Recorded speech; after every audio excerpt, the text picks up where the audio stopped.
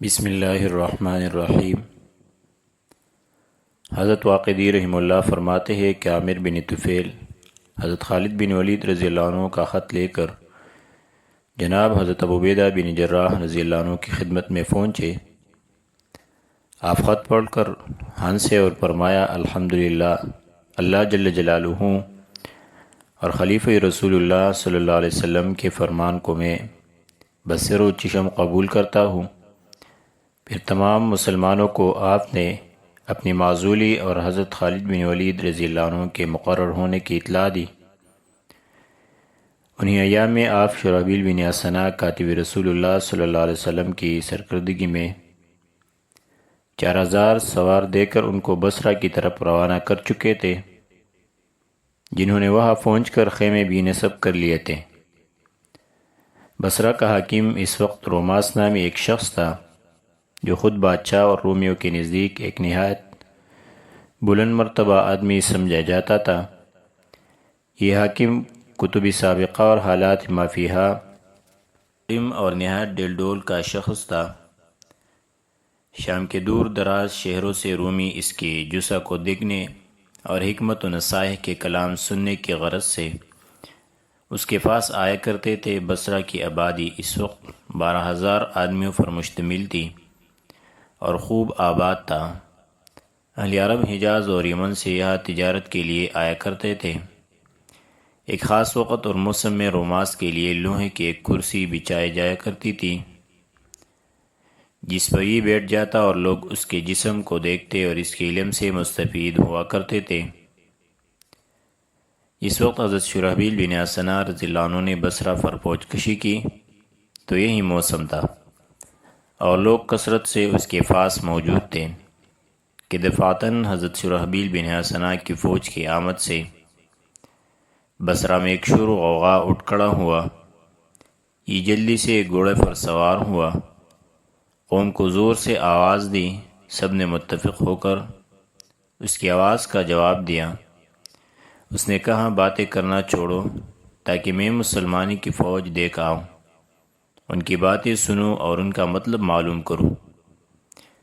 یہ کہہ کر حضرت شرحبیل بن حسنہ رضی اللہ عنہ کے لشکر کے پاس آ کر آواز دی، اے قوم عرب، میں بصرہ کا حاکم روماس ہوں اور تمہارے سردار سے ملنا چاہتا ہوں۔ جس وقت حضرت شرحبیل بن حسنہ تشریف لائے تو ان سے کہا، آپ کون لوگ ہیں؟ آپ نے فرمایا کہ ہم جناب محمد صلی اللہ علیہ وسلم، جو نبی امی تورات و انجیل کے پیشن گوئی کے موافق مبعوث ہوئے، ان کی صحابی ہے۔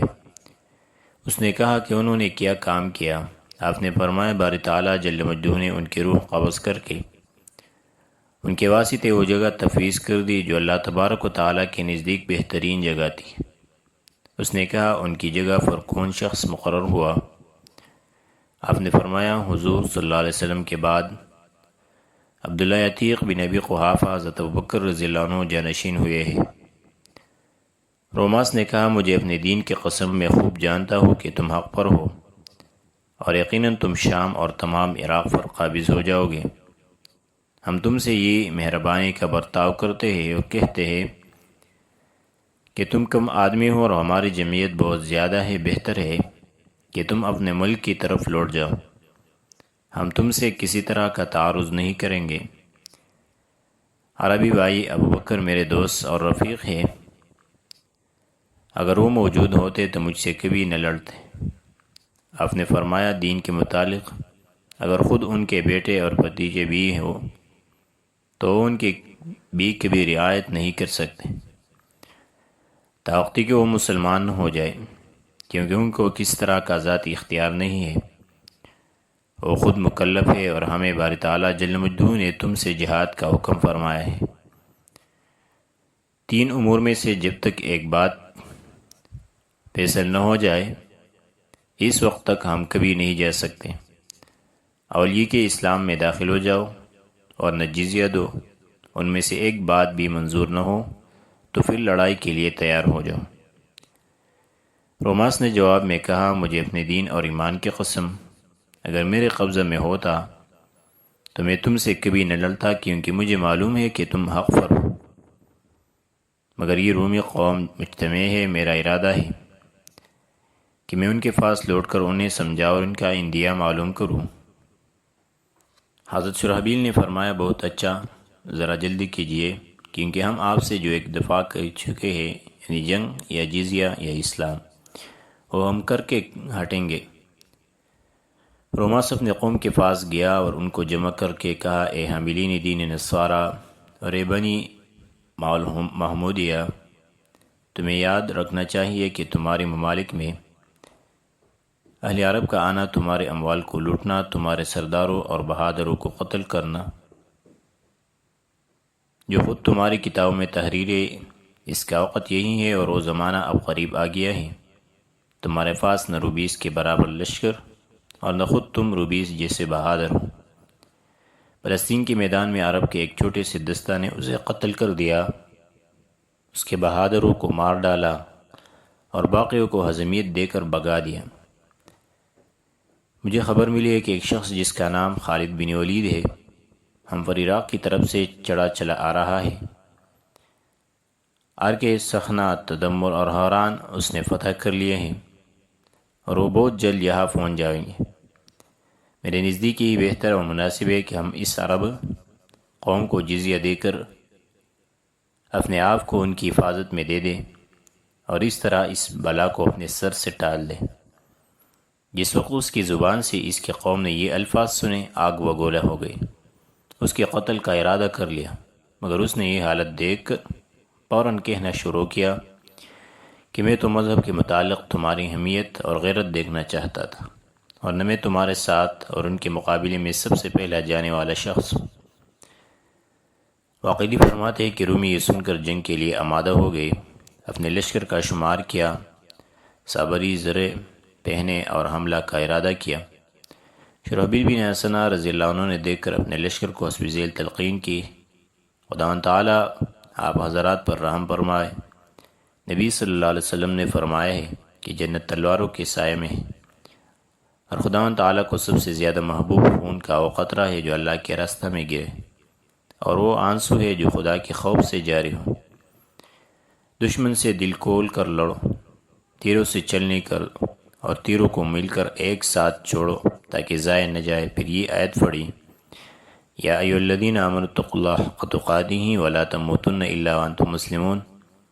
اے ایمان والو، اللہ سے جیسا اس سے ڈرنے کا حق ہے ڈرو اور تم نہ مرو مگر اس حالت میں کہ تم مسلمان ہو۔ یہ کہہ کر آپ نے حملہ کر دیا اور آپ کے ساتھ مسلمانوں نے حلہ بھول دیا۔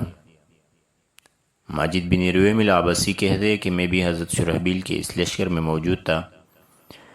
دشمن نے 12,000 جوانوں کے ساتھ یہ سمجھ کر اب بازی لے لے گی، ہم پر حملہ کر دیا۔ ان کے مقابلے میں ایسے تھے جیسے سیاہ اونٹ کے پہلو پر تل جتنی سفیدی۔ ہم نے اس جنگ میں اس شخص کی طرح جو موت اور صبر آخرت کے وقت صبر کر لیتا ہے، صبر کر لیا تھا۔ دوپہر تک لڑائی ہوتی رہی، دشمن برابر سمجھتا رہا کہ وہ فتح حاصل کر لے گا۔ میں نے اس حالت میں حضرت شرحبیل کو دیکھا کہ آپ آسمان کی طرف ہاتھ اٹھائے یہ دعا پڑھ رہے تھے، یا حی یا قیوم یا بدیع السماوات والارض یا ذو الجلال والاکرام، اللہم انک قد وعدتنا علی لسان نبیک بفتح الشام و فارس، اللہم انصر من یوحدک علی من یکفر بک، اللہم انصرنا علی القوم الکافرین۔ اے ہمیشہ زندہ قائم رہنے والے اور اے آسمان و زمین کے بنانے والے، اے بزرگی و اکرام والے، اے الہ العالمین، آپ نے فتح شام اور فارس کا وعدہ اپنے نبی صلی اللہ علیہ وسلم سے فرمایا ہے۔ اے اللہ، آپ اس کی مدد جو آپ کی وحدانیت کا قائل ہے کافر کے اوپر کیجیے، اور اے خداوند قوم کافرین پر ہمیں نصرت بخش۔ خدا کی قسم، حضرت شرحبیل نے اپنی دعا کو ابھی ختم نہیں کیا تھا کہ مدد پہنچ گئی۔ دشمن نے ہمیں چاروں طرف سے گھیر لیا تھا۔ اپنے دل میں یہ طے کر چکا تھا کہ اب پتہ ہوئی، اچانک حوران کی طرف سے ایک اندھیری رات کی طرح گرد و غبار اٹھتا ہوا دکھلائی دیا۔ جس وقت ہمارے قریب آیا تو اس میں پیش رو گھوڑے دکھلائی دیے، پھر نشان اور جھنڈے معلوم ہونے لگے۔ ہماری طرف 2 سوار بڑھتے نظر آئے۔ ایک سوار زور سے آواز دے کر کہہ رہا تھا، شرحبیل اللہ تعالیٰ کے دین کی نصرت مبارک ہو۔ میں مشہور شاہ سوار خالد بن ولید ہوں، دوسرے کی زبان فرجاری تھا، میں عبد الرحمن بن بکر صدیق رضی اللہ عنہ ہوں۔ پھر قوم لخم اور قبیل جزام پہنچ گئی، ان کے پیچھے تمام لشکر آ گیا۔ نشان جس کا نام رایت العقاب تھا اور جس کو جناب رافع بن عمیرۃ الطائی لیے ہوئے تھے دکھلائی دیا رضی اللہ عنہم۔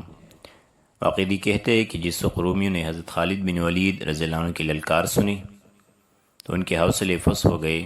مسلمانوں نے آپس میں ایک دوسرے کو سلام کیا۔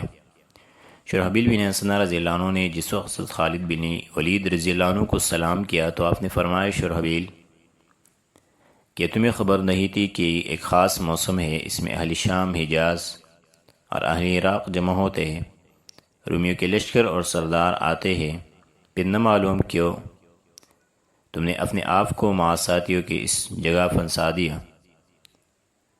حضرت شرحبیل نے کہا کہ حضرت عبیدہ رضی اللہ عنہ کے حکم کے مطابق میں نے ایسا کیا تھا۔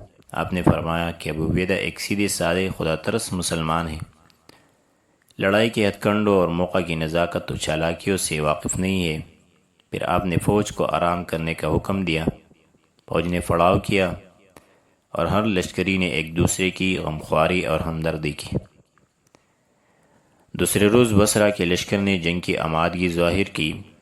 آپ نے اپنی فوج ظفر موج سے فرمایا، بصرہ کے لوگ یہ سمجھ کر کہ ان کے گھوڑے اور آدمی سفر کی منزل سے چکنا چور ہیں، ہماری طرف بڑھ رہے ہیں، تم بھی خداوند تعالیٰ کی برکت نصرت پر بھروسہ کر کے تیار ہو جاؤ۔ مسلمان مسلح ہو کر گھوڑوں پر سوار ہو گئے۔ آپ نے میمنہ پر رافع بن عمیرۃ الطائی کو اور میسرہ پر زرار بن عزور بن طارق کو، جو ایک کم سن اور بہادر شخص تھے اور جن کی ہوشیاری و شجاعت کے کارنامے جگہ جگہ مشہور تھے، کھڑا کیا۔ پیدل پلٹن پر عبد الرحمن بن حمید الحجمی کو سردار بنایا۔ لشکر زخف کے دو ٹکڑے کیے، ایک پر مسیب بن عتبہ کو حاکم کر کے تمام لشکر کے ایک طرف کھڑا کیا اور دوسرے ٹکڑے پر مزغور بن غانم کو سردار بنا کر دوسری جانب مقرر کر دیا اور فرمایا، جس وقت میں حملہ کا حکم دوں تو تم فوراً گھوڑوں کو کودا کر حملہ کر دینا۔ واقعی فرماتے ہیں کہ آپ اور جناب حضرت عبد الرحمن بن بکر صدیق رضی اللہ عنہ لشکر کو تلقین، وصیتیں اور نصائح کرنے کے لیے باقی رہ گئے۔ چاہا کہ حملہ کرے، اچانک رومیوں کی فوج کی صفیں چیرے، ان میں سے ایک قوی ہیکل فوج سوار جس کے بدن پر سونے چاندی اور حریر یاقوت چمک رہے تھے نکلا۔ دونوں لشکروں کے درمیان میں کھڑا ہو کر عربی زبان میں ایک بدوی کی طرح کہنے لگا، ایک گروہی عرب، میں بصرہ کا سردار ہوں اور میرے مقابلے میں تمہارے سردار کے سوا کوئی نہ نکلے۔ حضرت خالد رضی اللہ عنہ تشریف لے گئے۔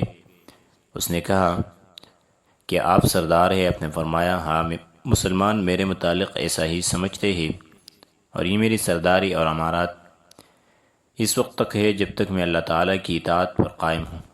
اگر میں باری تعالیٰ کی آج نافرمانی کر جاؤں تو پھر ان پر میری امارات بالکل نہیں رہ سکتے۔ روماس نے کہا، میں شاہان روم میں ایک بادشاہ اور قلعہ روم میں ایک عقلمند شخص ہوں۔ حق کسی صاحب بصیرت اور اہل علم پر مخفی نہیں رہ سکتا۔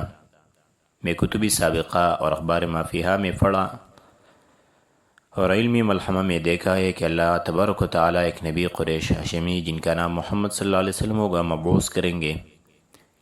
آپ نے فرمایا کہ وہ ہمارے ہی نبی کریم صلی اللہ علیہ وسلم ہیں۔ اس نے کہا، کیا ان پر کوئی کتاب بھی نازل ہوئی؟ آپ نے فرمایا، ہاں، اس کتاب کا نام قرآن شریف ہے۔ اس نے پوچھا، کیا تمہارے اوپر شراب حرام کر دی گئی ہے؟ آپ نے فرمایا، ہاں، جو شخص شراب پیے تو ہم اس پر حد جاری کرتے ہیں، اور جو زنا کا مرتکب ہو اس کو درے مارتے ہیں، اور اگر زانی شادی شدہ ہوں تو سنسار کر دیتے ہیں۔ اس نے دریافت کیا تمہارے اوپر 5 نماز فرض کی گئی ہیں؟ آپ نے کہا، ہاں، دن رات میں 5 نماز فرض ہیں۔ اس نے کہا، کیا تم حج کرتے ہو؟ آپ نے فرمایا، ہاں۔ آپ پر جہاد فرض ہو؟ آپ نے فرمایا، اگر جہاد فرض نہ ہوتا تو تم سے آ کر کیوں لڑتے؟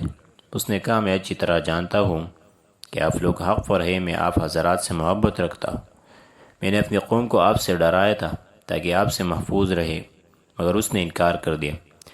میں قوم سے بہت ڈرتا ہوں۔ آپ نے فرمایا اشہد ان لا الہ الا اللہ وحدہ لا شریک لہ واشہد ان محمدا عبدہ ورسولہ، پڑھو تاکہ اس کے پڑھنے کے ساتھ ساتھ ہم تم دونوں ایک دوسرے کے نفع اور نقصان میں شریک ہو جائے۔